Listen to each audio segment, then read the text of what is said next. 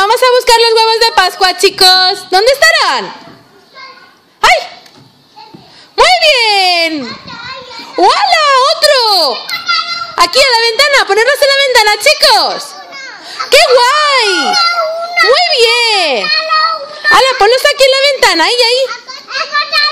Muy bien, Carmen. Muy bien, Marc. Muy bien, Candela. Genial. ¡Hala, los ponemos aquí en la ventana, chicos! Mira, aquí. Muy bien. Muy bien, Martín. Hola, Esther. ¿Todos esos los has encontrado tú?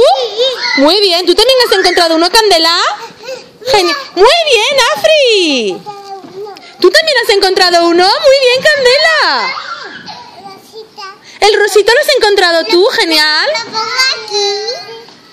¿Estarán ya todos? Vamos a contar. A ver, Teacher Patri. Vamos a contar los huevos. A ver si están todos. 1, 2, 3, 4, 5, 6, 7, 8, 9, 10, 11 and 12. Aitana tiene uno.